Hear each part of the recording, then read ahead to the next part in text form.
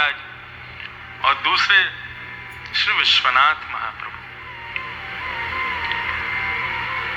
कुछ ना कहे, कुछ ना करे, कोई नियम ना करे, कोई विशेष पूजा ना करे, लेकिन ठाकुर जी को केंद्र में रख करके, विश्वनाथ को केंद्र में रख करके, श्री हनुमान जी को केंद्र में रख करके यदि भगवत चर्चाओं को कहना प्रारंभ कर दे तो ठाकुर जी उससे बड़े प्रसन्न होते हैं, विश्वनाथ उससे बड़े आनंदित होते हैं। गोस्वामी तुलसीदास जी ने जब मानस की रचना की, कई बड़े बड़े विद्वानों ने उनके मन से प्रकट हुई मानस को स्वीकार नहीं किया जब उन्होंने लिखी थी। ये संसार का एक नियम चलता आया है कि जब व्यक्ति कुछ विशेष करता है और वो व्यक्ति जिस समय होता है उस समय उसकी हम लोग कदर नहीं करते, जब वो चला जाता है तब याद आता है कि उसने हमें क्या दिया था। जब मानस का प्रादुर्भाव हुआ,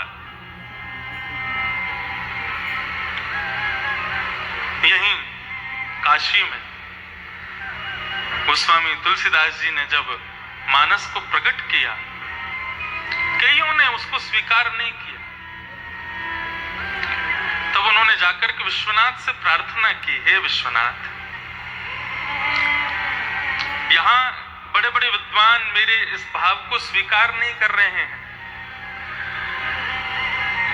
यदि आपने स्वीकार किया तो मैं मानूंगा कि मुझे जो दर्शन हुआ, क्योंकि रामचरित्र मानस गोस्वामी तुलसीदास जी ने लिखी नहीं है, हनुमान जी की कृपा से उनको जैसा भाव दर्शन होता था वो वैसा उसको प्रकट कर देते थे। और ये केवल तुलसीदास जी के संग नहीं हुआ, आप सूरदास जी को उठा लीजिए, आप कुम्भन दास जी, श्री चतुर्भुज दास जी, आदि कवि महाकवि श्री जयदेव महाप्रभु, इन सबको कोई गुरुजन बताते नहीं थे। हाँ, ये बात है कि गुरु की इतनी कृपा थी कि उनको दृष्टि में दर्शन होता था ठाकुर जी की लीला का, और उसी लीला को वे गा देते थे, उसी लीला को वो लिख देते थे। हमारे वृंदावन में श्री हित हरिवंश महाप्रभु हुए, हमारे वृंदावन में गोपाल भट्ट गोस्वामी हुए, और तो महाराज क्या कहें, रसिक नरेश, रसिक नृपति जिनको कहते हैं, स्वामी श्री हरिदास जी हुए। इन सबको ठाकुर जी इनके मन में लीला करके उस लीला का चित्रण दिखा देते थे और ये लोग उसी को गा देते थे।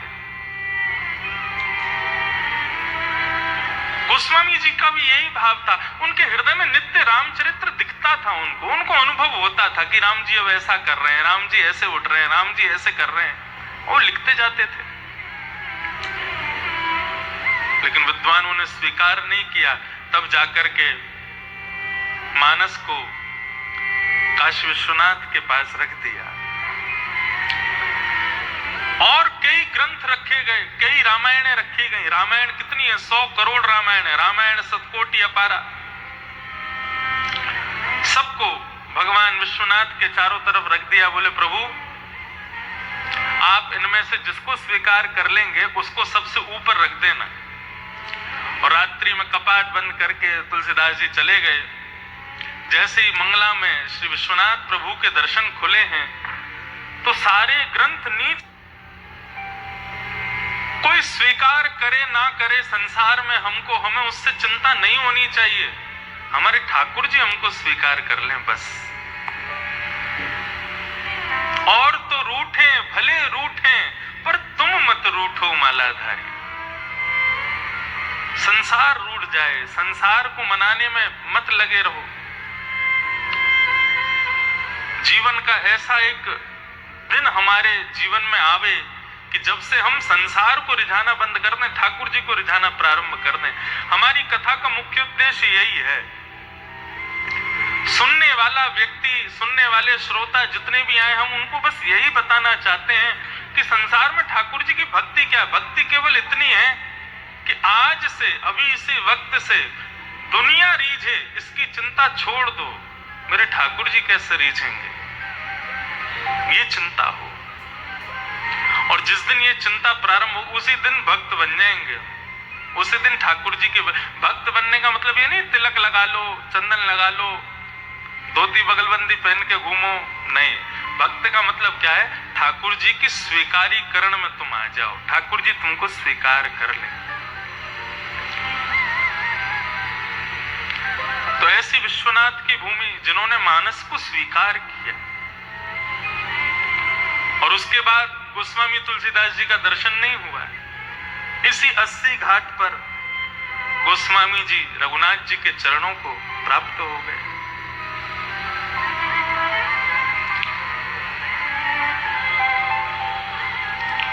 रसिक ठाकुर जी की भक्ति का प्रादुर्भाव आचार्यों ने इस 80 घाट पर अपनी समस्त भक्ति भाव को, अपनी समस्त वैष्णव शक्तियों को स्थान दिया। वहां पर मुझे कथा कहने का अवसर मिले तो इससे बड़ा और सौभाग्य क्या होगा।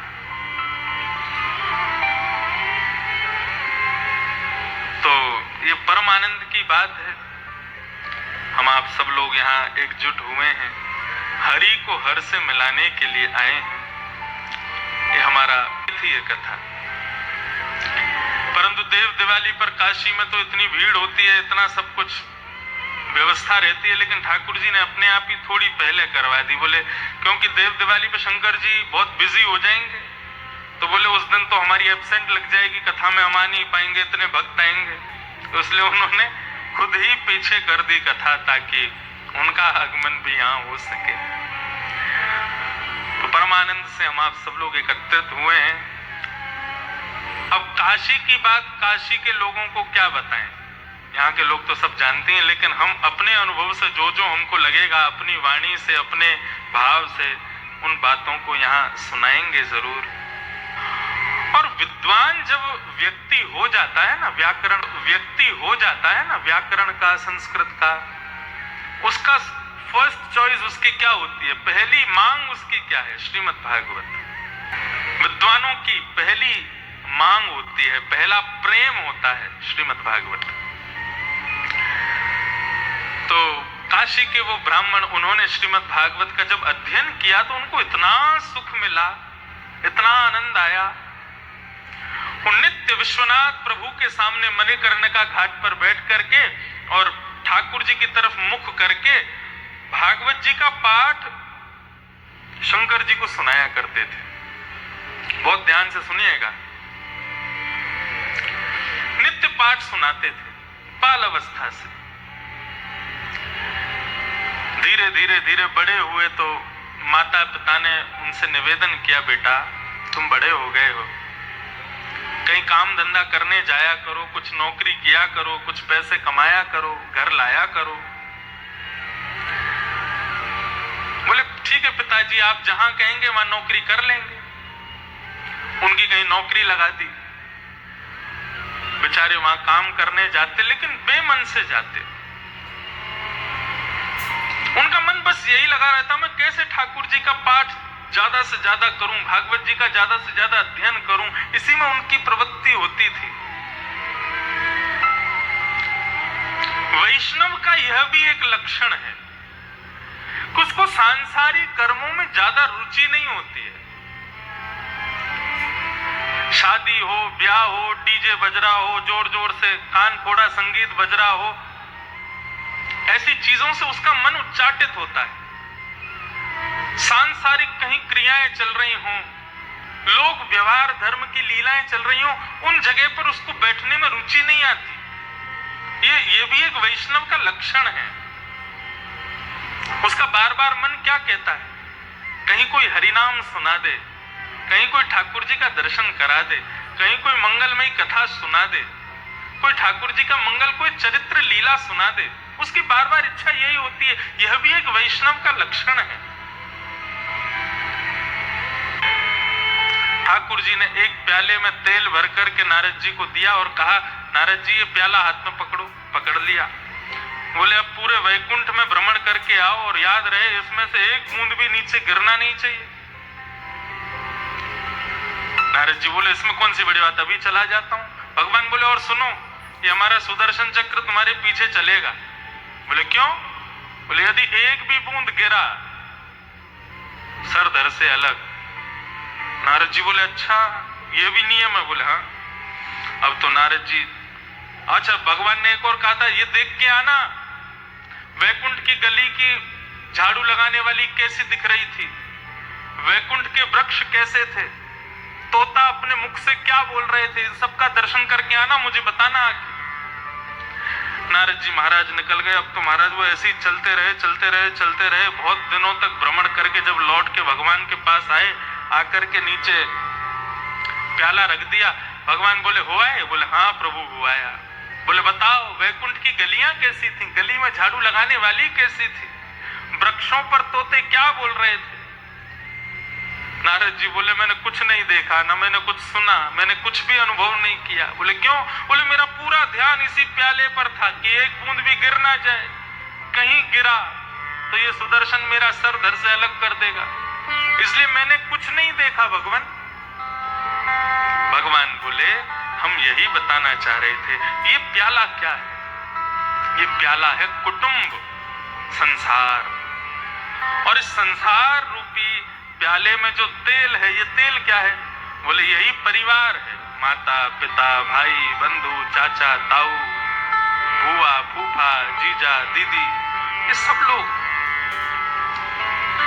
इनको लेकर के जब व्यक्ति चलता है तो पीछे सुदर्शन क्या है? बोले ये कर्म चक्र है, संसार का समय चक्र है, जो प्रतिदिन तुमको मारने के लिए तुम्हारे पास आता जा रहा है। हम हर दिन मर रहे हैं, हर दिन मृत्यु के समीप जा रहे हैं। बोले संसार के प्याले को हाथ में लेकर के प्रत्येक कुटुंब को संभाल करके समय चक्र की चिंता करते हुए भी जो मेरी भक्ति के लिए समय निकाल लेता है वो मुझे सबसे प्रिय है, वो गृहस्थ मुझे ज्यादा प्रिय है। बोले जो परिवार छोड़ दे, संसार छोड़ दे, संन्यास ले ले और मेरी भक्ति करता रहे, तो उसने तो सब छोड़ ही दिया, उसने तो प्याला उठाया ही नहीं है। वो भी मुझे प्रिय है, लेकिन मुझे गृहस्थ, धन्यो गृहस्थ आश्रम, गृहस्थ ज्यादा प्रिय। तो ब्राह्मण नित्य शंकर जी को सुनाते, तो लोगों ने कहा इनका ब्याह कर दो। ब्याह कर दिया। पत्नी घर आ गई। पत्नी ने कुछ दिन कहा कि तुम कुछ काम किया करो, क्या करते हो? तो वो कहते मैं तो भागवत जी का पाठ करता हूं, इसके अलावा कुछ नहीं करता। पत्नी बोली अकेली भागवत जी से कैसे घर चलेगा? कुछ दिन पति को कहा, लेकिन जब पति ने नहीं माना तो फिर एक दिन पत्नी बोली अब ये नहीं करते तो मैं करूंगी काम। वो घर घर जाती, कुछ काम करती, उससे जो धन आता उसी से घर चलाती थी। एक दिन उन ब्राह्मण के घर पर कुछ महात्मा आ गए। महात्माओं ने आकर के ब्राह्मणी से कहा कि ब्राह्मणी, हमने सुना है किसी बढ़िया वैष्णव का घर है ये। बोले जी भगवान है तो वैष्णव का घर। बोले वैष्णव का घर है तो फिर प्रसादी पवाओ, भोजन कराओ, हम 15-20 महात्मा आए हैं, सबको भोजन खिलाओ। ब्राह्मणी तो बड़ी परेशान हो गई। क्यों? क्योंकि भोजन की सामग्री इतनी नहीं थी घर में, इतनी थी कि 3-4 लोग ही पा सकते हैं। अब 15-20 महात्माओं का भोजन कैसे बनाया जाए? इतनी सामग्री बनाने को भी नहीं है और इतना सामान है भी नहीं कि बना सके। क्यों? पत्नी कुछ घरों में काम करती है, उससे जो मिलता है उससे थोड़ा बहुत ही धन आता है घर में, उससे थोड़ा बहुत अनाज होता है, इतना धन नहीं होता, इतना अनाज नहीं होता घर में। कभी बार बार रसोई में जावे, कभी कक्ष में जावे, संतों को मना कैसे करूं? बार बार रसोई में कक्ष में जाते देख महात्मा समझ गए। बोले कि हम गलत समय पर आ गए, अभी लगता है इनके यहाँ व्यवस्था नहीं। महात्माओं ने कहा बिटिया कोई बात नहीं, हम फिर कभी आ जाएंगे, अभी तुम आराम करो और कभी व्यवस्था होगी तब हम आ जाएंगे, ठीक है अभी हम चलते हैं। और ऐसा कह के महात्मा चले गए। बंधुओं, कभी संत घर आवे, ब्राह्मण घर आवे और बिना कुछ लिए और बिना कुछ दिए जावे, इससे बड़ा अभाग्य हमारा कुछ नहीं हो सकता। संत ब्राह्मण घर पर आवे तो कुछ लेकर जावे, चाहे अन्न हो, चाहे दक्षिणा हो, चाहे वस्त्र हो, कुछ तो लेके जावे। और जब जावे तो जाने से पहले कुछ देकर जावे। देने का भाव क्या? कुछ सद बात बता के जावे, कुछ कीर्तन करके जावे, कुछ कह के जावे, कुछ सुना के जावे। अगर ब्राह्मण संतों के घर आने पर ये दो क्रियाएं नहीं हुई हैं तो ये हमारा अभाग्य है। ब्राह्मणी तो बड़ी चिंतित हो गई, बोले आज मेरा कितना बड़ा दुर्भाग्य, इतने बड़े बड़े संत मेरे घर आए और बिना कुछ पाए, बिना कुछ दिए जा रहे हैं। यदि आज मेरे पति कहीं नौकरी कर रहे होते, बढ़िया धनवान होते, खूब सारा अनाज हमारे घर में होता, कुछ बना करके इनको खिलाती। लेकिन दुर्भाग्य है मेरा, ऐसे पति से मेरा ब्याह हुआ, कुछ करता नहीं, कुछ कमाता नहीं, और उसी की वजह से हम लोग इतने योग्य नहीं कि संतों को भोजन करा सके। बड़ी दुखी थी। आज जब वो ब्राह्मण देवता विश्वनाथ प्रभु को कथा सुना करके, बात सुना करके, अपनी भागवत जी की पोथी हृदय से लगा के जब घर आए, आकर के कहने लगे, देवी हमारा पाठ पूर्ण हो गया, लाओ कुछ प्रसादी लाओ। पत्नी तो गुस्से में बैठी थी, उठ करके गई और जाकर के वो पोथी भागवत जी की जो रखी थी, वो पोथी को उठा करके ही ब्राह्मण के सिर पर मार दिया। तो बचपन से लेके आज तक इसी पोथी के सहारे रहते हो, पूरे दिन पाठ करते रहते हो, कहीं कुछ करते नहीं, कोई काम धंधा तुमसे होता नहीं। आज तुम्हारी वजह से हमारे घर से संत भूखे चले गए। क्या दिया है भागवत जी ने आज तक हमको? नित्य इन्हीं की शरण में बैठे रहते हो और कहते हो ये कृष्ण है, ये पोथी नहीं है, ये कृष्ण है, ये कोई ग्रंथ नहीं है, ये साक्षात कृष्ण है। क्या दिया कृष्ण ने हमको? कुछ भी तो नहीं दिया। आज संत भूखे चले गए इन भागवत जी की वजह से हमारे घर से। चले जाओ, निकल जाओ घर से, और इनको लेकर के वहीं गंगा के किनारे बैठे रहना, घर लौट करके मत आना। अपने आप घर चला लूंगी, बच्चों को देख लूंगी, तुम्हारी जरूरत नहीं है मुझे। खूब भला बुरा कहा, अपने हृदय से लगा करके भागवत जी को ब्राह्मण चले गए। बोली अरे पगली, मुझे कुछ भी कहती, लेकिन तुमने तो साक्षात कृष्ण को कोसा। और भागवत जी से क्षमा कहने लगे, हे कन्हैया, मैं जानता हूं तुम कृष्ण हो, क्योंकि जब मैं भागवत खोलता हूं तो मुझे काले अक्षर नहीं दिखते, ये काले काले अक्षरों में कृष्ण दिखते हैं। वो अभागी है, वो जानती नहीं है, उसको क्षमा कर देना कन्हैया। और रुदन करते हुए गंगा के तट पर आए और पुनः विश्वनाथ भगवान के सन्मुख बैठ करके पाठ करने लगे। बंधुओं, ठाकुर जी को सब मंजूर है, लेकिन अपने भक्त के नेत्रों में अश्रुबिंद ठाकुर जी को ये मंजूर नहीं है। ठाकुर जी से देखा नहीं गया और प्रबल प्रेम के पाले पड़कर हरि को नियम बदलते देखा। अपना मान टले टल जाए पर भक्त का मान न टलते देखा। हमारे श्री राधा रमन लाल, हमारे श्रीनाथ जी एक छोटे से बालक का रूप धारण करके वाराणसी की गलियों में प्रकट हो गए। सिर पर एक स्वाफा बांधा, घुंघराले केश हैं, ऊंची ऊंची धोती पहनी, हाथों में पद्मराग के कड़ूले पहने, ये कटाक्ष नेत्र, घुंघराले केश, अलकावली मुखमंडल पर छा रही है।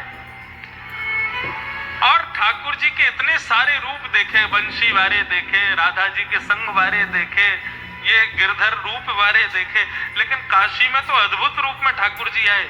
कैसे? बोले जैसे कोई बेचने वाला अपनी सामग्री सिर पर रख करके गली गली घूमता है, ऐसे ही एक डलिया में ना जानो क्या लेकर के कुछ बेचने की भावना से ठाकुर जी इस काशी की गलियों में घूम रहे हैं, वाराणसी की गलियों में घूम रहे हैं। जिस गली से निकले, जिस घर के सामने से निकले, वो ही देखता रह जाए, अरे इतना सुंदर बालक, ये कौन है, ये किसका है?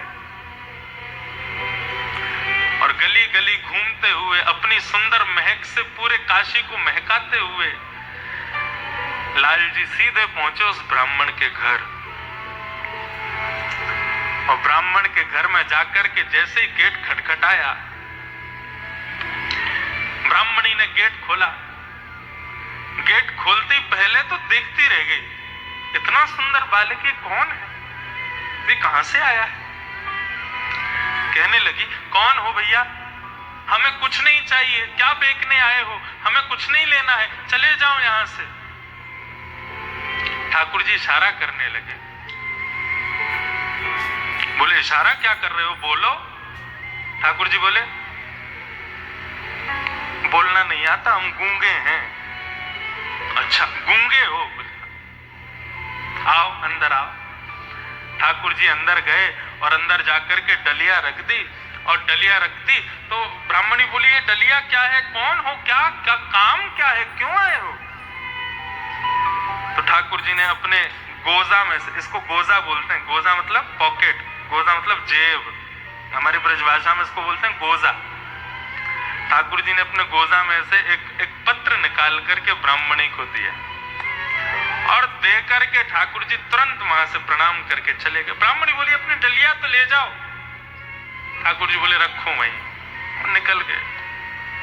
ठाकुर जी तो चले गए। जैसे ही ब्राह्मणी ने पत्र खोला तो पत्र में लिखा था, तुम्हारे पति तुमसे बिना बताए हमारी मजदूरी करते हैं, लेकिन अपनी तनख्वाह कभी हमसे लेते नहीं है। बचपन से हमारी मजदूरी करते आए हैं, आज तक कभी हमसे तनख्वाह नहीं ली, लेकिन आज हमको किसी ने बताया उनको बहुत जरूरत है, इसलिए उनकी जीवन भर की जितनी तनख्वाह है, उनकी जितनी रोजगारी होनी चाहिए, हम सब तुमको देने आए हैं। और ऐसा कहकर के ठाकुर जी तो चले गए। ब्राह्मणी ने जैसे ही डलिया से कपड़ा हटा करके देखा रहा तो हीरे जवाहरात मोती सोना चांदी ना जाने कैसे कैसे रत्नों से भरी हुई डलिया। ब्राह्मणी बोली, राम राम राम राम, मैंने आज अपने पति को क्या नहीं कहा, कितना बुरा भला सुनाया। मुझसे छुप करके, मुझे बिना बताए कहीं मजदूरी करते थे। अपने बालक को भेजा, बेटा जा मणिकर्णिका घाट पर विश्वनाथ प्रभु के सामने तुम्हारे पिताजी बैठे होंगे, उनसे जाके कहना चलो पिताजी घर चलो, मैया ने बुलाया। बालक दौड़ करके गया, जाकर के कहने लगा, पिताजी माँ ने घर बुलाया, आना। बोले बेटा तुम जाओ, मैं शाम तक आऊंगा। और शाम का समय हुआ। ब्राह्मण देवता लौट करके घर आए तो पहले तो घर देख करके बोले ये मेरा घर है ही नहीं, इतना जगमगा रहा है, इतना चमक रहा है, ये मेरा घर नहीं है, ये तो किसी और का होगा, हो सकता है हम कहीं गली भटक गए हों। तभी किसी ने बताया, बोले नहीं महाराज आप भटके नहीं हो, यही सही स्थान है, यही सही घर है, ये आपका ही घर है। बोले अच्छा। भीतर प्रवेश किया तो महाराज इतने सारे सुंदर सुंदर रत्नों को पहन करके, सुंदर साड़ी पहन करके, बिल्कुल सुंदर रूप धारण करके पत्नी सामने खड़ी है, सोने की थाली में आरती कर रही है, पुष्प वर्षण कर रही है, स्वागत कर रही है। ब्राह्मण बोले, देवी सुबह तो तुम्हारा विचित्र रूप था, अब तुम्हारा रूप कुछ और हो गया, ये इतनी जल्दी लक्ष्मी की कृपा तुम पर कैसे हो गई। ब्राह्मणी बोली, सब जानते हो फिर भी हमसे झूठ बोलते हो। बोले क्या जानता हूं मैं, क्या कह रही हो, मुझे कुछ समझ नहीं आ रहा। हाथ पकड़ करके लेकर के गई और कक्ष में जाकर के बिस्तर पर सारे हीरे जवाहरात मोती चांदी सब रखे। तो बोले ये कहां से लाई हो इतना। बोले तुम्हारा गूंगा मालिक आया था आज। बोले गूंगा मालिक, मेरा गूंगा मालिक?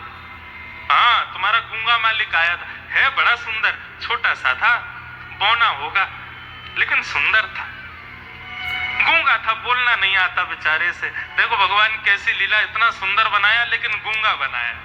बोले किसकी बात कर रही हो? अरे वो पत्र दे के गया मुझको। कौन सा पत्र? अरे उस पत्र में लिखा तुम उनके यहाँ नौकरी करते हो, कभी अपना तनख्वाह नहीं लेते, तो आज वो तुम्हारी जीवन भर की सारी तनख्वाह इतनी दे करके गए। देवी पत्र दिखाओ। जैसी ब्राह्मणी ने जाकर के वो पत्र दिया, पत्र खोल करके देखा, उनके पत्र खोल के देखते ही सारे अक्षर एक हो गए और पत्र में ही श्री ठाकुर जी का मंगलमय स्वरूप प्रकट हो गया। और वो स्वरूप देख करके आनंदित और कहने लगे, देवी सही कह रही है, वो मेरे मालिक ही थे, मेरे ठाकुर जी आए थे, मेरे लाल जी आए थे, मेरे नाथ ही आए थे, मजदूरी कुछ नहीं। श्रीमद् भागवत का जो आश्रय ले लेता है ना, ऐसा मान लेना वो ठाकुर जी के यहाँ नौकरी ही कर रहा है। और जगत मजूरी देते है। हम संसार में किसी के यहाँ मजदूरी करते हैं तो वो हमारी मजदूरी देता है कि नहीं? हम किसी के यहाँ जॉब करें, किसी के यहाँ नौकरी करें, किसी के यहाँ व्यापार करें, कुछ भी करें, सब तनख्वाह तो देते हैं ना। ऐसे भागवत का आश्रय जो ले लेता है, उस भागवत आश्रित को अपनी दर्शन रूपी, अपनी कृपा रूपी मजदूरी ठाकुर जी देते। जगत मजूरी देते हैं, क्यों राखे भगवान, क्यों रखेंगे ठाकुर जी? तो ठाकुर जी ने आकर के वो उस ब्राह्मण को इसी काशी में प्रदान किया। तो श्रीमद् भागवत साक्षात कृष्ण का स्वरूप है। और इस कथा से बंधुओं कुछ मिले ना मिले, एक चीज लेकर के जाना, भागवत का कोई भी एक श्लोक याद कर लेना, कोई भी एक स्तुति याद कर लेना, कोई भी एक गीत याद कर लेना, और जब जब आप अपने काशी विश्वनाथ जी का दर्शन करने जाओ, मंदिर प्रांगण में कहीं कोने में बैठ करके वो श्लोक गा करके सुना देना, वो सुंदर पद गा के सुना देना, वो सुंदर भाव गा के सुना देना। विश्वास मानिएगा, लाखों लोग दर्शन विश्वनाथ का करने आते हैं, लेकिन विश्वनाथ केवल तुम्हारा दर्शन करेंगे, विश्वनाथ केवल तुमको सुनेंगे। और मुझे पता है हम यहाँ कथा कर रहे हैं, लेकिन उनका मन नहीं लग रहा वहां पे। वो वहां से यहीं कान लगा के बैठे होंगे, क्या बात चल रही है, कैसी कथा चल रही है, क्या हो रहा है। यही तो आनंद है, यही सुख तो देने आए हैं हम उनको। श्रीमद् भागवत साक्षात कृष्ण है, उन कृष्ण का आश्रय लेने के लिए हम आए, हम पधारे। सच्चिदानंद रूपाय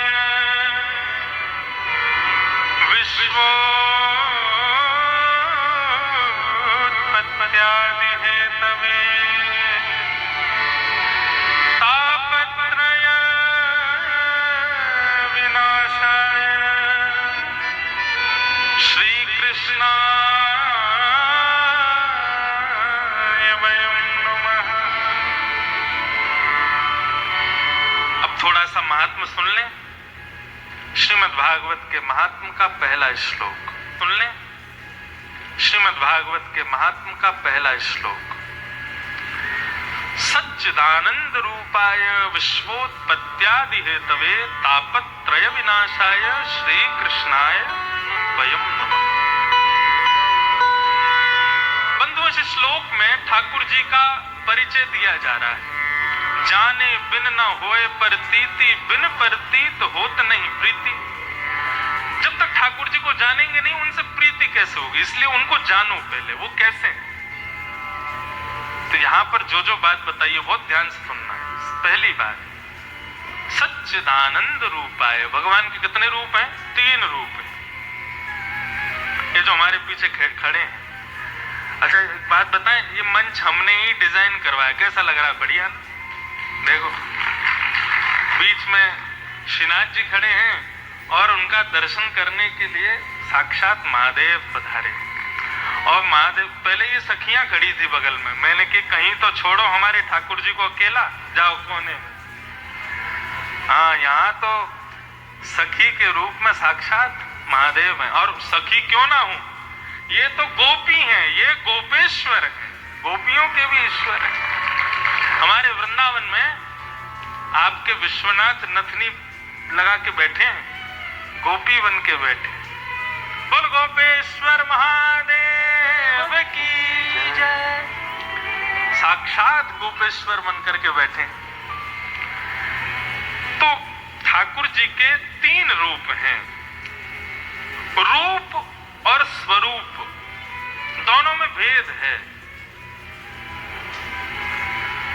स्वरूप अनेक हो सकते हैं, लेकिन ठाकुर जी के रूप 3 ही हैं। चाहे वो काशी विश्वनाथ हो, चाहे वो वृंदावन बिहारी लाल हो, चाहे वो केदारनाथ हो, चाहे बद्रीनाथ हो, ठाकुर जी के स्वरूप बहुत सारे हैं, लेकिन प्रत्येक ठाकुर जी के रूप 3 ही हैं। ये 3 रूप काशी विश्वनाथ के भी हैं, ये 3 रूप हमारे ठाकुर जी के भी हैं। कौन कौन से? पहला, सत्य। ठाकुर जी सत्य स्वरूप है। ठाकुर जी का दूसरा स्वरूप क्या है? चैतन्य। वो चिद स्वरूप है।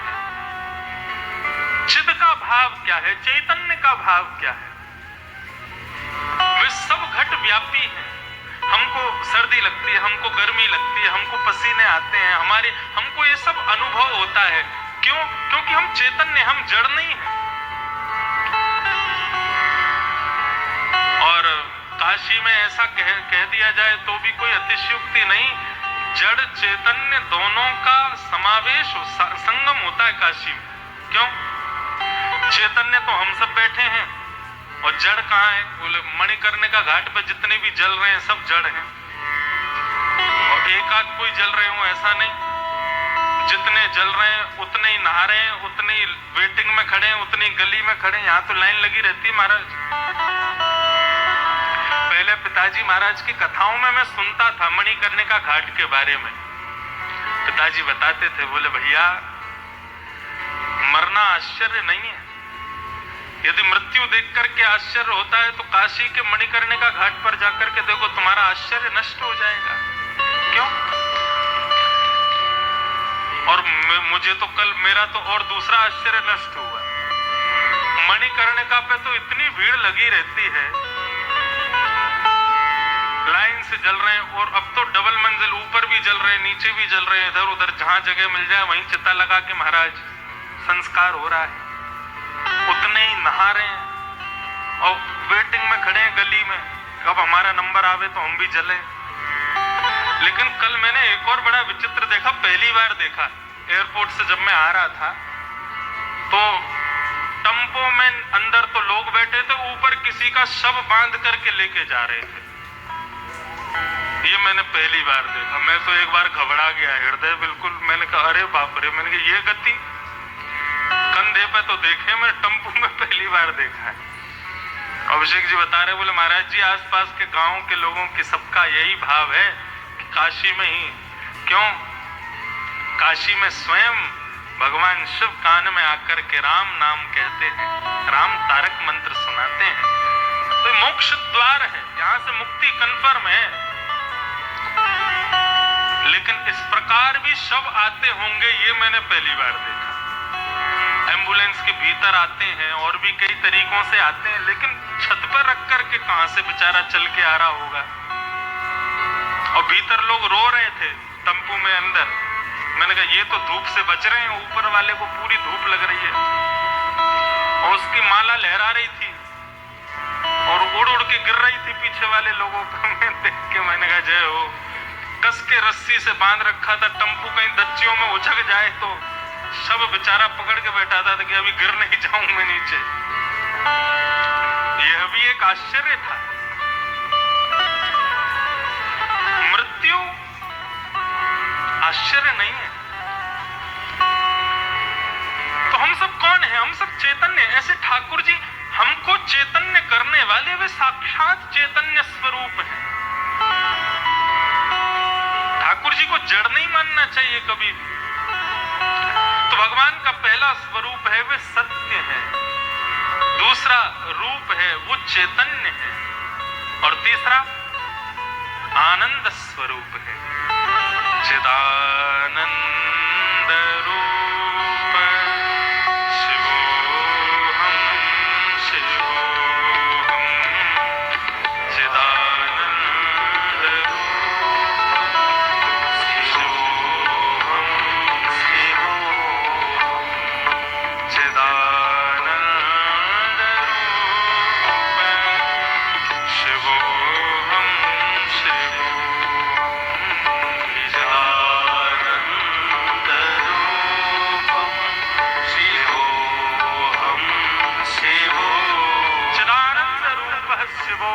शिवोहम। ये ठाकुर जी का तीसरा स्वरूप है आनंद। वे सदा आनंद स्वरूप हैं।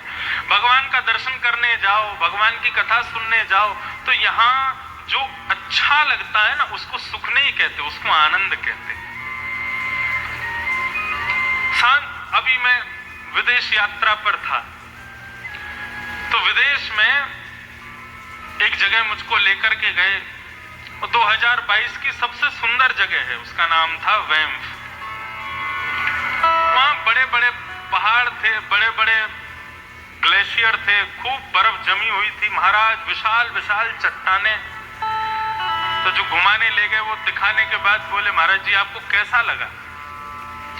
ये हमारे कनाडा का, नॉर्थ अमेरिका का हिमालय है, खूब हैं, नदियां भी खूब हैं, लेकिन आपके इन पहाड़ों में हमारे महादेव नहीं है। महादेव तो केवल भारत में है। तो सुंदरता तो खूब थी, सुख मिल रहा था, लेकिन जब भारत के पहाड़ों का दर्शन करते तो यहाँ पर सुख नहीं लगता उनको देख के आनंद आता है। क्यों? क्योंकि महादेव उनमें बैठे। वृंदावन में जब पर्वत का दर्शन करते तो सुख नहीं, आनंद मिलता है। क्यों? साक्षात गोवर्धन नाथ बैठे। कहने का केवल इतना अभिप्राय है, जब आप सांसारिक सौंदर्य का दर्शन करते हो तो उससे सुख मिलता है, लेकिन जब आप आध्यात्मिक सौंदर्य का दर्शन करते हो, फिर जो अच्छा लगता है उसी को आनंद कहते हैं। सांसारिक पदार्थ को जब खाते हो, उसका जब स्वाद लेते हो, तो जीव को जो अच्छा लगता है वो सुख है। लेकिन जब महादेव के चरणों का प्रसाद, अन्नपूर्णा की रसोई का प्रसाद जब पाते हो, तब जब जीव को अच्छा लगता है तो वही आनंद है, वही आनंद है। ठाकुर जी आनंद स्वरूप है। तो तीन रूप हैं भगवान के, सत्य, चैतन्य और आनंद। तीन रूप, तीन कर्म हैं। विश्वोत्पत्त्यादि हेतवे, विश्व की उत्पत्ति करना, विश्व का पालन करना और विश्व का संहार करना, ये तीन ठाकुर जी के काम हैं। अच्छा, इसमें भी विभाजन है। सृजन का कार्य ब्रह्मा जी के पास है, पालन का कार्य हमारे नारायण के पास है, और संहार का काम साक्षात महादेव के पास है। क्यों? पहले करके देखा था, पहले महादेव को सृजन का कार्य दिया। ब्रह्मा जी ने पहले विचार किया कि हे महादेव एक काम करो, आप सृष्टि बनाओ। शंकर जी बोले अच्छा हम बनाए? बोला हाँ। बोला हमारी ड्राइंग अच्छी तो नहीं है।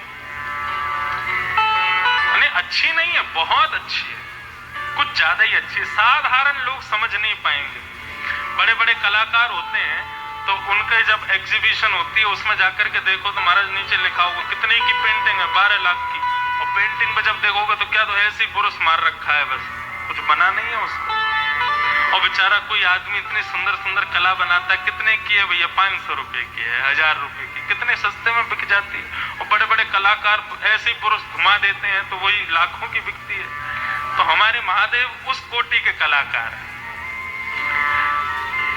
ब्रह्मा जी बोले एक बार दिखाओ तो सही, कैसे सृष्टि करोगे? ब्रह्मा जी बोले, शंकर जी बोले अभी जाते हैं। कैसी सृष्टि की? रावण वर्णन करता है कि शंकर जी ने कैसी सृष्टि की। तो यस्यास्ते ड्राट ड्राट ड्रुट ड्रुट ममलम टम टटम टम टटम टम डम शम डम शम डुडम शम डुहि डुहि चकितम भूपके भूपनालम तैलम तैलम तु तैलम Kuku Kuku Kuku क्वांकु Quang क्वांकु Quang Quang ध्यायन्ते यस्य गान्ते वसति च सकलम पातु नो चंद्रचूडः। महादेव ने कैसी सृष्टि की? बोले कौ मुखहीन, बिना मुंह के ही लोग बना दिए। आदमी बिना सर के ही घूम रहे हैं, दुकानों पे जाकर के कह रहे हैं भैया रबड़ी दियो, दुकानदार बेहोश हो जाए। बोले तेरा सिर कहाँ है? बोले पेट में भीतर। कोई मुखहीन और विपुल मुख काहू, किसी के बहुत सारे मुंह बना दिए। पग चलहि। शंकर जी सृष्टि कर रहे थे संसार की, तो गले में बैठा सर्प बोले कि मेरे जैसे सर्प ही होते हैं, इंसान भी बनाओ, उनको भी पता चले रेंगने का दुख क्या होता है। तो बिन पग चलहि, बिना पैर के इंसान बनाती, रेंग रेंग के चल रहे हैं। और किसी के बहुत सारे पैर बना दिए महाराज, हजारों पैरों से चल रहा है। शंकर जी बोले ब्रह्मा जी ने 2 आंख कम बनाई है, केवल आगे दिखता है, इधर तो दिखता नहीं, पीछे तो दिखता नहीं, तो पूरे चेहरे में ही आंख बना दी शंकर जी ने। ऐसी सृष्टि बनाई, ऐसी सृष्टि बनाई। ब्रह्मा जी आकर के भागवत जी में कहते अलम प्रजा भी, बस हो गया, आप मत करो। शंकर जी बोले हमने कहा था हमारी कला को सब नहीं समझ पाएंगे। ब्रह्मा जी बोले आप बनाओ मत, आपको दूसरा काम देते। बोले क्या? नष्ट करो, संहार का काम आपका है। शंकर जी बोले ठीक है, तो वो काम हम करेंगे। तो इसमें एक और फायदा, एक बात बताऊं, संहार का कार्य शंकर जी को क्यों दिया गया? क्योंकि शंकर जी चाहते हैं, बोले भाई जितने दिन सृष्टि रहेगी उतने दिन बनाने वाले और पालन करने वाले दोनों चिंता में बैठे रहेंगे। बनाने वाले को भी चिंता लगी रहेगी, अभी बनाना है बनाना है बनाना है। पालन करने वाले को भी चिंता कि मुझे पालन करना है। शंकर जी बोले हमको टेंशन फ्री रहने वाला काम दो, जिससे हमारा भजन हो सके। बोले तुम संहार करो। तो जब तक सृष्टि है, शंकर जी क्या कर रहे हैं? तीनों नेत्र बंद करके ठाकुर जी की मंगल लीला का दर्शन कर रहे हैं केवल। और जब संहार का समय आएगा, दोनों जब थक जाएंगे, ब्रह्मा और विष्णु दोनों जाके कहेंगे भैया अब संहार करो। तीनों नेत्र खोल करके तुरंत भ्रगुटी टेढ़ी करेंगे महाराज। शंकर जी की भ्रगुटी टेढ़ी होते ही पूरा संसार तहस नहस ध्वस्त, एक क्षण में ही खत्म। बस शंकर जी को संहार का कार्य इसलिए दिया क्योंकि वो जब तक सृष्टि है तब तक फ्री रह करके भगवान का भजन कर सके, इसलिए उनको संहार का कार्य। यदि सृजन या पालन दे देते तो शंकर जी भगवत कथा से, भगवत स्मरण से विमुख हो जाते, उससे वंचित हो जाते। शंकर जी ने तो मांगा है कि मुझे देना है तो ठाकुर जी की स्मृति प्रदान करो। और स्मृति कब मिलेगी? जब संहार का कार्य मुझे मिलेगा। क्यों? जीवन भर टेंशन ही नहीं करनी, जब तक सृष्टि है बैठ के भजन करूंगा, जब सृष्टि खत्म करनी होगी बता देना, तुरंत कर दूंगा। इसलिए संहार दिया है शिव को। तो विश्वोत्पत्त्यादि हेतवे तापत्रय विनाशाय, 3 प्रकार के तापों का जो समन्वय करते हैं, विनाश करते हैं, आदिदैविक, आदि भौतिक, आध्यात्मिक। ऐसे श्री कृष्णाय वयम्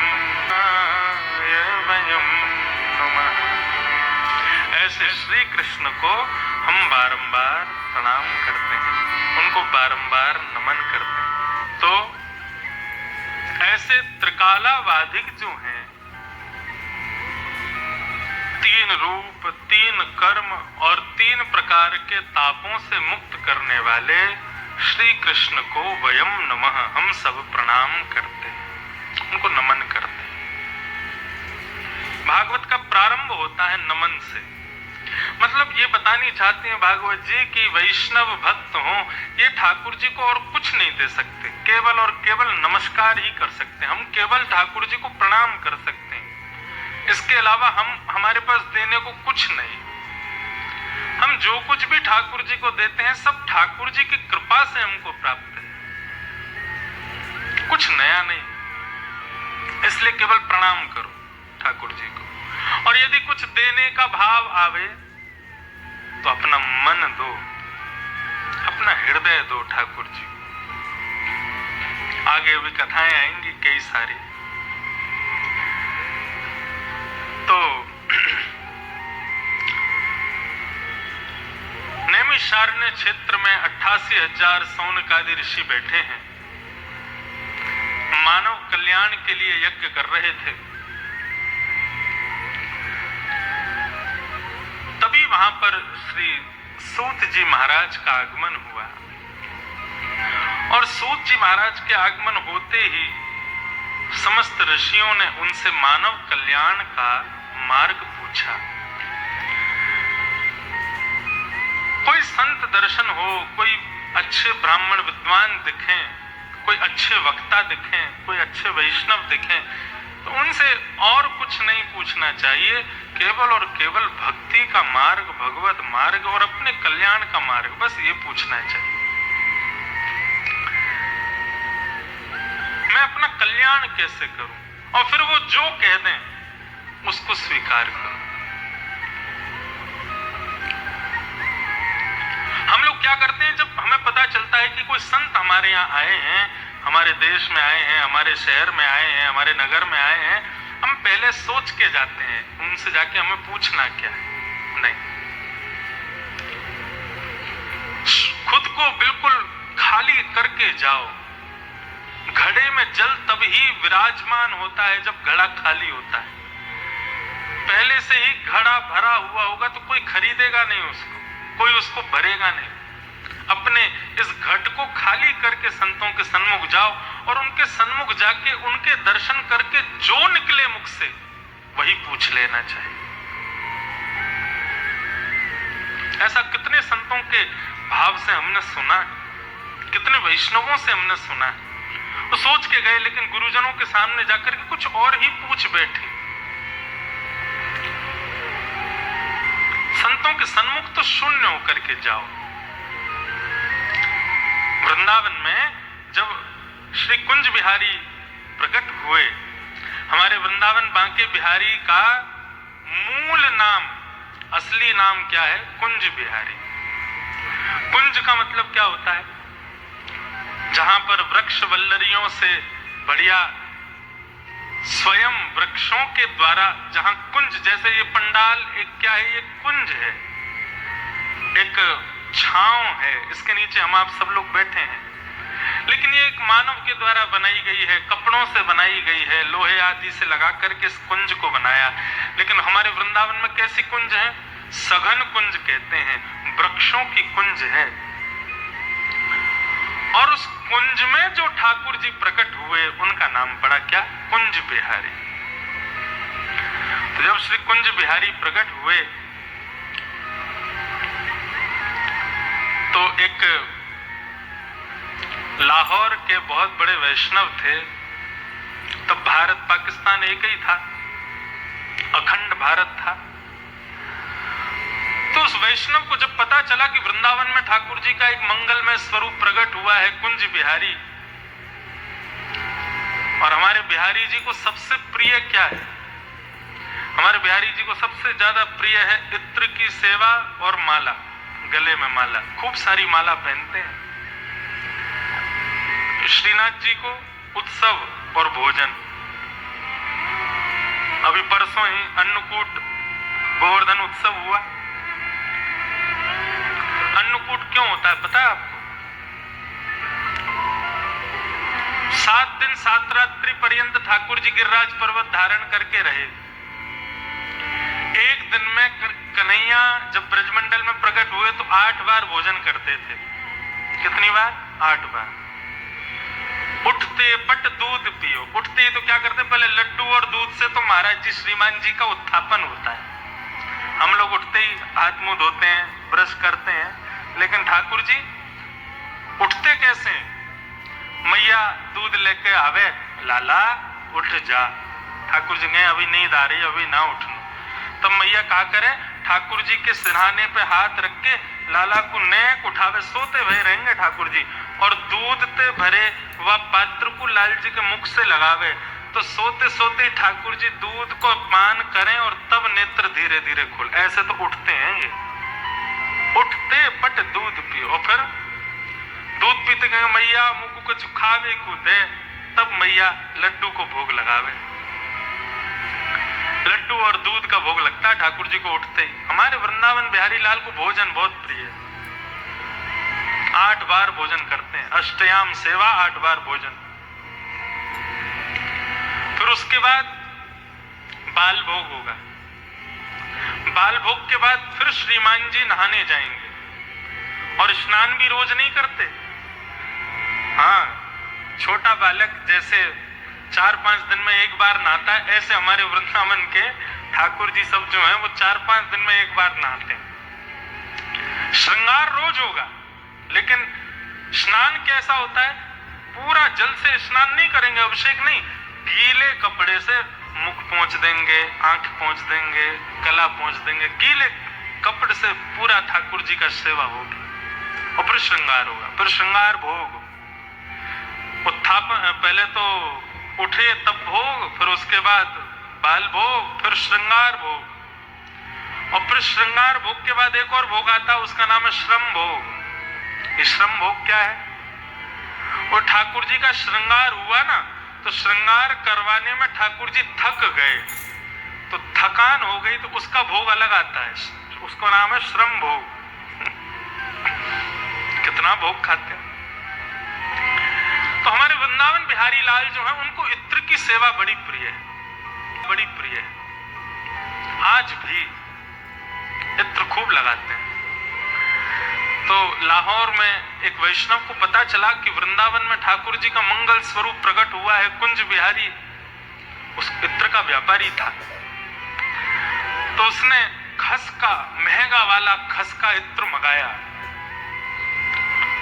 और थोड़ा बहुत नहीं, खूब सारा मंगाया, और उस खूब सारे इत्र को सोने के पात्र में सुंदर सजा के उस वैष्णव ने कहा कि वृंदावन में इतने सुंदर ठाकुर प्रकट हुए, मैं पैदल चल करके इत्र की सेवा लेकर के जाऊंगा वृंदावन तक, और वृंदावन में जाकर के इत्र प्रदान करूंगा। अब देखो यही बात, वैष्णव पहले से सोच करके ना जावे, वो वैष्णव कैसा? प्रेम तो किसे कहेंगे कि सामने हमारा प्रेमी हो और प्रेमी को देखते ही जो भाव प्रकट हो जाए, वो भाव हम प्रस्तुत करें। पहले से सोच के क्या जाना? प्रेम में पूर्व नियोजित कार्य नहीं होते। प्रेम में तो तत्क्षण जो व्यवस्था बन जाए वो कार्य स्वीकार किया जाता है, और उसी में ही आनंद होता है। हमारे अभिषेक जी ने पहले सोचा था देव दिवाली पे कथा होगी, लेकिन नहीं हुई। ठाकुर जी बोले मेरी इच्छा के सामने नहीं चलेगी तेरी, ये तो मैं अपनी इच्छा से ही करूंगा।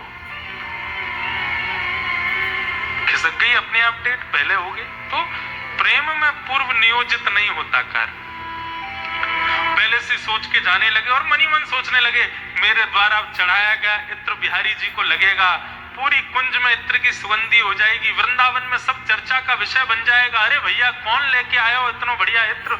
मन में पहले ही सोचते हुए जा रहे थे। इत्र की ऐसी सुगंधी कि जिस नगर से वो निकलते, उस नगर के लोग इत्र की सुगंधी सुनते, भैया कहां से आ रही है? बोले एक वैष्णव वृंदावन जा रहा है, लाहौर से इत्र लेकर के आया है। तो कई लोग तो उनके संग ही चल देते, चलो हम भी चलेंगे, हम भी कुंज बिहारी का दर्शन करेंगे। जब तक वृंदावन आया तब तक तो इतनी भीड़ हो चुकी थी उनके साथ में। वृंदावन जब पहुंचे तब दोपहर का समय था, बिहारी जी के कपाट बंद थे। हमारे वृंदावन का भाव ऐसा है कि दोपहर में ठाकुर जी शयन नहीं करते। लोग सोचते हैं कि राजभोग होने के बाद में, दोपहर के प्रसादी के बाद मंदिर बंद हो जाते हैं 1 बजे, फिर खुलते हैं शाम को 5 बजे। तो ठाकुर जी सोते थोड़े ही हैं। ठाकुर जी राजभोग पाने के बाद में फिर गैया चराने जाते हैं, और जितनी देर गैया चराते हैं उतनी देर ठाकुर जी दर्शन नहीं देते। इसलिए दोपहर में मंदिर बंद रहते हैं, और फिर कब खुलते हैं? शाम, जब सूर्य अस्त होने को लगता है। अब क्या भाव आता है? अब ठाकुर जी वापस आ गए गैया चरा के, तब दर्शन होते हैं।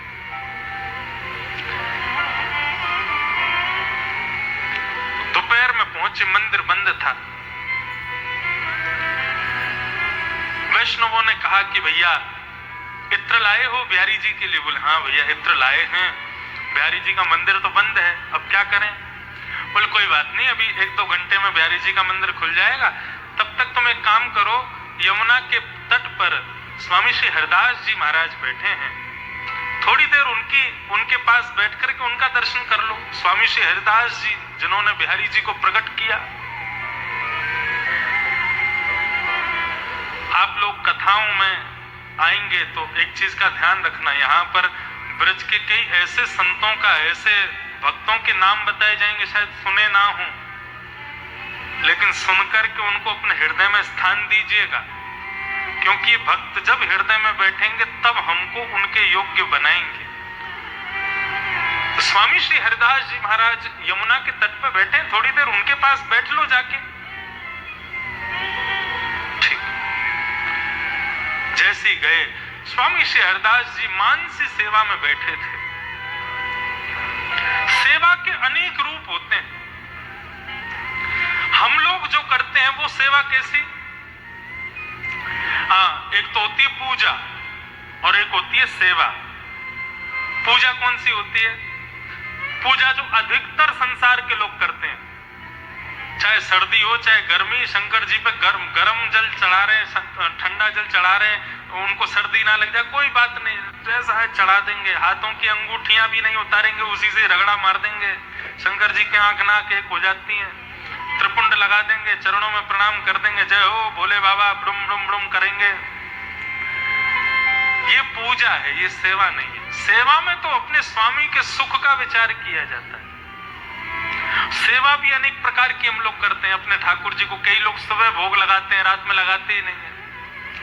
कई लोग केवल रात्रि का सेवा करते हैं, सुबह कोई सेवा नहीं करते। कई लोग पूरे दिन सेवा करते हैं। कई लोग केवल सुबह सुबह चना बादाम आदि रख देते हैं, पूरे दिन ठाकुर जी चना चनोरी खाओ बस। कई घरों में ऐसी सेवा होती है। कई घरों में ठाकुर जी बड़े सुंदर सुंदर मंदिरों में बैठे हैं, लेकिन कई घरों में जाओ तो कहां बैठे हैं? जिन अलमारियों में कपड़े रखे वहीं ऊपर वाली अलमारी पे ठाकुर जी भी बैठे हैं। ये सब रूप हैं। लेकिन हमारे वृंदावन के रसिकाचार्य ये ठाकुर जी एक अलग सेवा करते हैं, और वो सेवा है मानसी सेवा। मानसी सेवा कैसी होती है? नेत्र बंद हो जाते हैं, एक आसन पर बैठे हैं, स्थान की विस्मृति हो जाती है, मैं कहां बैठा हूं, मेरे पास कौन बैठा है, मेरे सामने क्या है, पीछे क्या है, सब भूल जाते हैं। नेत्र बंद करके अपने हृदय में एक अलग कुंज निर्माण की जाती है, और उस कुंज में प्रिया प्रियतम का मंगल स्वरूप प्रकट करके हम उनके सहचर भाव से, उनके दास्य भाव से उस कुंज में प्रवेश कर जाते हैं। वो मानसी सेवा है। वृंदावन के अनेक रसिकाचार्य मानसी सेवा में रहते हैं, नेत्र बंद करके ठाकुर जी को कुंज में ही लाड़ लड़ाते हैं। श्रीमद वल्लभाचार्य जी महाराज कहते हैं कि अपने घर के ठाकुर जी की प्रत्यक्ष सेवा करोगे, ठाकुर जी स्वीकार करेंगे नहीं करेंगे कोई जरूरी नहीं है, लेकिन अपने हृदय से मानसी सेवा करोगे तो ठाकुर जी जरूर स्वीकार करेंगे। वल्लभाचार्य जी पास एक भक्त गया, उसने जाकर के कहा कि महाराज मैं इतना धनवान नहीं हूं कि ठाकुर जी का रोज भोग लगा सकूं, रोज श्रृंगार कर सकूं, रोज उत्सव कर सकूं, मैं क्या करूं, मैं कैसे सेवा करूं? श्रीमद वल्लभाचार्य कहने लगे, बोले तुम मानसी सेवा करो। बोले मानसी सेवा कैसी होती है? बोले नेत्र बंद करके मन में विचार करो कि ठाकुर जी मेरे सामने बैठे हैं, मैं ठाकुर जी का श्रृंगार कर रहा हूं, ठाकुर जी को स्नान करा रहा हूं, ठाकुर जी का भोग लगा रहा हूं, इस भाव से करो। उसने वही किया,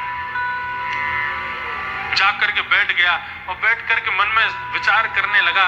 एक सामने चौकी है, चौकी पर ठाकुर जी बैठे हैं, अब चलो मैं इनका स्नान करा रहा हूं। अरे थोड़ा सा गर्म लेके आया हूं, ठाकुर जी को थोड़े से गर्म जल से, उष्ण जल से स्नान करा रहा हूं। अब बढ़िया सुंदर एक वस्त्र से ठाकुर जी के अंग को पोंछ रहा हूं, अब ठाकुर जी के अंग में इत्र लगा रहा हूं, अब ठाकुर जी का सुंदर श्रृंगार कर रहा हूं, वस्त्र पहना रहा हूं। ये सब मन में सोच रहा है, कर नहीं रहा।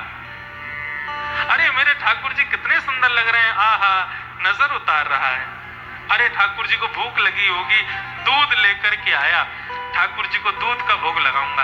अरे सादा दूध है, इसमें थोड़ी मिश्री तो डालूं, 1 चम्मच मिश्री डाल दी, 2 चम्मच मिश्री डाल दी, 3 चम्मच मिश्री, अरे मिश्री तो बहुत ज्यादा हो गई। जैसे ही मिश्री निकालने लगा, इतने में ही ठाकुर जी ने उसका हाथ पकड़ दिया। जैसे ही उसका हाथ पकड़ा, उसने नेत्र खोल करके देखा तो सामने प्रत्यक्ष ठाकुर जी खड़े थे उसका हाथ पकड़ करके। उसने कहा भगवान आप?